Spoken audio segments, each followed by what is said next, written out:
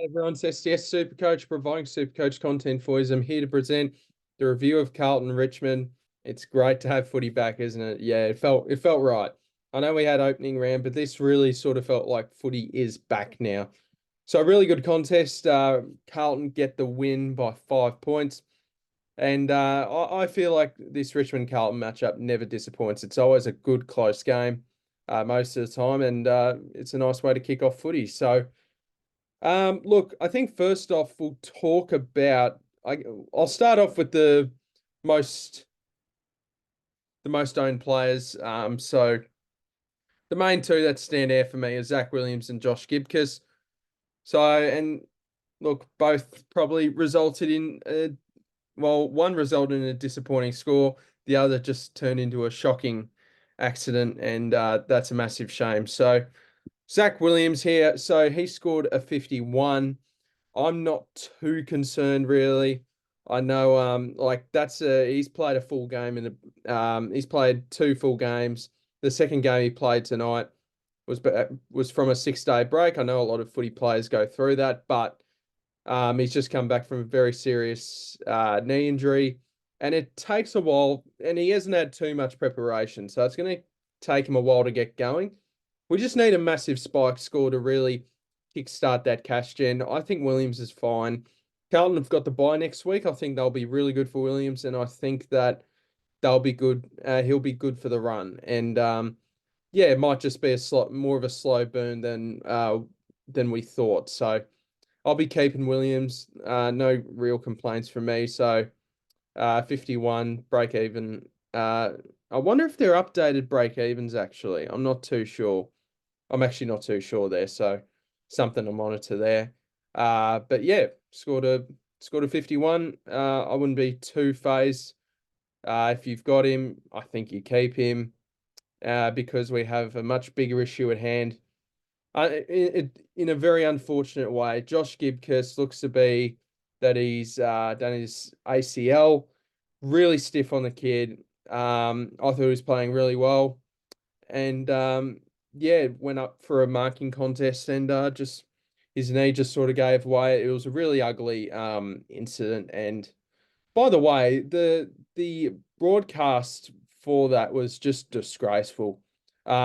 Showing the replay about 4 times and then a zoom in on a knee injury, like I don't know, I just found that pretty disgraceful. But scored a 19. He's obviously, if you had him on field, that's very disappointing. Yeah, by the way, I wish Josh Gibcus all the best. That injury is no good. In a SuperCoach sense, this is obviously very frustrating and disappointing, but so he's obviously a must trade next week. If you had him on field, that's even worse. Luckily, I mean, it's not really that lucky at all, this scenario, but had him on the bench. But yeah, so he's obviously a must trade now for next week. So one game in, and we've got to use a bloody forced trade. So scored a 19. Yeah, has to go. Marty Hoare's making his debut. I've actually got Marty Hoare in. But yeah, I think the plan would be to bring in Caulfield next week for me for Gibcus, and they'll be all good. All right, let's head into the rest of the team. Paddy Cripps, 135, not really SuperCoach Classic relevant. Mitch McGovern, 119. He's put in 2 really good scores, so that's interesting. DeConning, I thought, held his own really well.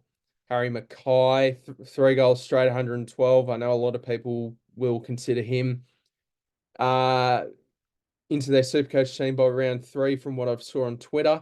So maybe something to monitor, but personally, that's not my kind of move I'll make. Nick Newman, if you went there, 107, very solid. Yep, Sard, solid. Kerno was good. Lewis Young scored a 92. Cheryl was a bit disappointing. Hewitt, pretty average. Now, Jack Carroll, this is someone to talk about. 20 touches. Did he kick a goal? No, he didn't kick a goal, but scored a 74 after scoring a 66 with 38% game time last week. So now he comes into consideration as if you picked him, very good, because he should be able to make some cash, and seems to be that he is in the best side. And And for non-owners, I know there's a lot of non-owners out there. We're just going to have to see if he's a really strong option to bring in our sides by round 3. Do remember, though, heading into round 3, where most of the players' price rises are going to happen heading into that week, there might be, like, Jack Carroll might be a bloke that, unfortunately, we have to skip on because there might just be so many options and so many corrections that we got to do. Maybe we can't fit Carroll into our consideration. So something to monitor there with Jack Carroll. But if he's an option, then we'll look to bring him in. Hollands didn't do too much. Kennedy, not much. And I don't think there's much else here. Fantasia, for anyone considering, scored a 39. And yeah, not an option at all.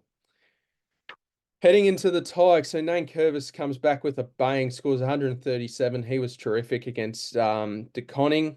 Wonder how many hit-outs did De Koning have? 28. He's actually won the hit-out battle there.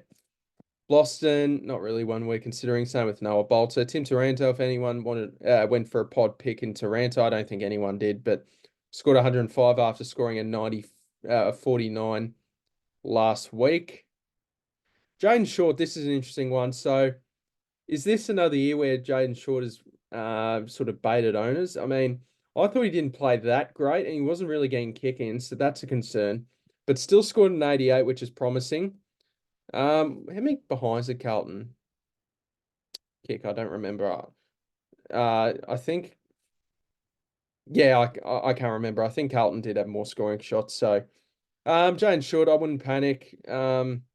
His break even's still pretty low to my knowledge. Yeah. So it's actually not that low, but yeah, 100. So 88. So yeah, he'll make a little bit of cash, but you obviously pick him as a keeper, and he was a little bit disappointing. Fair enough. And if he didn't have that goal, who would have known what his score would have been? I know he was struggling to score throughout the game. Dustin Martin, 76. I don't think anyone's considering after him missing last week, but obviously it was a half decent game from him. I mean, for a 76, he kicked 2 goals, so that's a concern. Thompson Dow had a much better game, scored a 67. I feel like a lot of these scores the time on ground as well is going to be very skewed because Richmond did get 3 injuries during the game. So, but Thompson Dow was a lot better this time, scored a 67, but I don't think anyone's considering him now. Tom Lynch, after a rip-roaring first quarter, sort of faded away there. I sort of tweeted out after the first quarter, anyone that didn't touch their team after December would be thrilled that Tom Lynch is going sick, but didn't do much after that first quarter. A couple of lucky frees as well, by the way.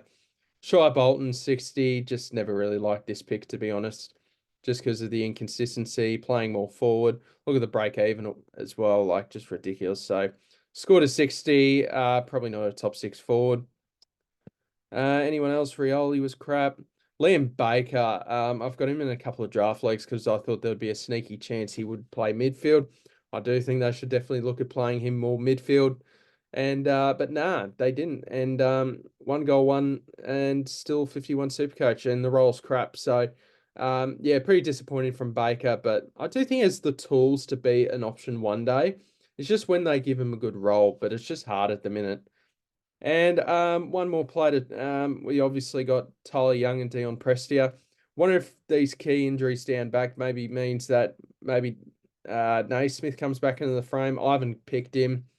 Prestia as well, another hamstring issue. He's probably close to this will probably be the last year of his career, I would have thought.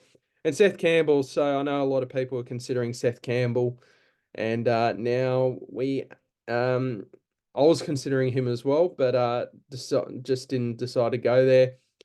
1 goal, 31 SuperCoach. It's a bad role. I know Richmond were brave, but they're a poor team now, and yeah, so that was disappointing for sure because round 2 scores are more important than round 1 scores because you get in a round 1 score, you get that price cycle, you get that score in your price cycle for in round 1, you get that score in your price cycle for 1 week compared to round 2 where or the second game, I mean, you get that price cycle for about that score in your price cycle for 2 weeks. Sorry, that was could have delivered that better, that's for sure. But yeah, there we go. And yes, no, Seth Campbell is not an option to bring in I haven't shown you guys on YouTube my final team. So here you go. There it is. So a little bit has changed. So I've got Dogger, I've got Flanders, I've stuck with Gorn. I was considering Marshall here, but I'm going to stick with Gorn. Anything else has changed? I mean, I don't have Dan Houston anymore, so I've got rid of Houston for an extra mid. For an extra forward.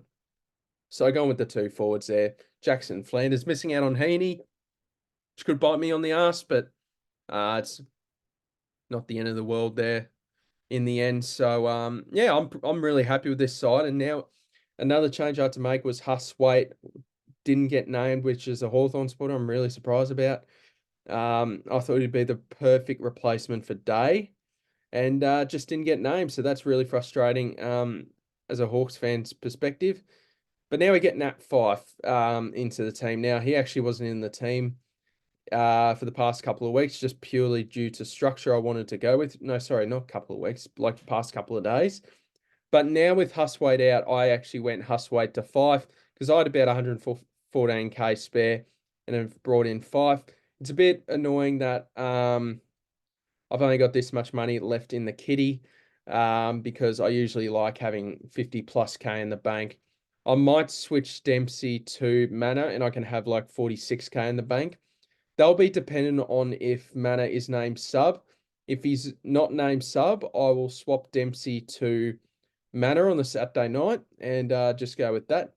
And probably have like 46k. Yeah, about 46k in the bank. So yeah, this is how my side is looking now, guys.